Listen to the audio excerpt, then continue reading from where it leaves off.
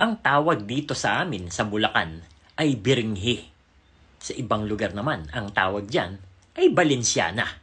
Mahirap daw lutuin at nakakainip. Pero dito sa ating version, mas padaliin natin at hindi ka maiinip at hindi ka rin maiinis dahil ito ang Valenciana Express. Let's get it on! Magsasaing muna tayo or maghuhugas muna tayo ng kalahating kilong malagkit.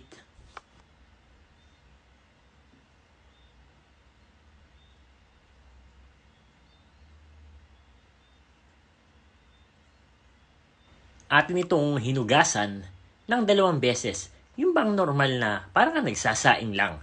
So 2 beses mo hugasan, sasalain. Pagkatapos ay atin muna itong isi-set aside.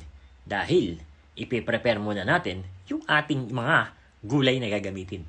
Meron tayo ditong bawang na hiniwa natin ng maliliit. Ganoon din ang gagawin natin sa sibuyas. 1 pirasong karot.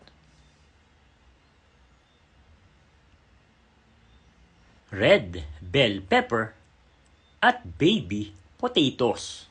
Hindi na natin yan babalatan. Hiniwa lang natin sa gitna. Meron din tayo ditong 2 pirasong chorizo. Bumili rin tayo sa palengke ng 2 guhit lang na atay ng manok at 2 guhit din ng chicken breast. So lulutuin natin ito sa palayok. Maglalagay tayo dito ng dahon ng saging para dagdag aroma din sa ating Valenciana. Ilagay na natin yung ating malagkit. Ibuhos na din natin yung gata at ang tubig. Hahaluin muna natin ito para mag-mix ang gata at tubig. At pagkatapos, dyan na natin ilalagay ang chicken, atay ng manok, chorizo, carrot, onion, red bell pepper at baby potatoes. At ang magpapakulay sa ating biringhi or Valenciana ay 1 pakete ng turmeric powder. Timplahan na natin ito ng black pepper, salt, at garlic powder. Atin itong hahaluin para kumulay yung turmeric sa ating malagkit. At para pantay-pantay din ang kanilang distribution ng ating mga laman na inilagay. So isasalang na natin siya sa ating kalan at dapat ay mahina lang ang inyong apoy dito. So tatakpan na natin yung ating palayok.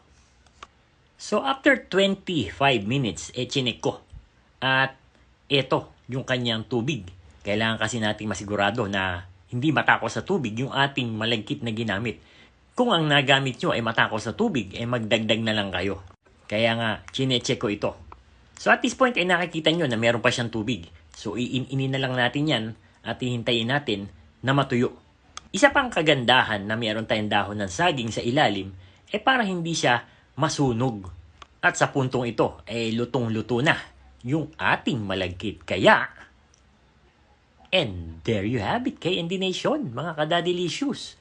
Ito yung ating version ng biringhi or Valenciana Express. Ito ang madali ang lutong walang mintis.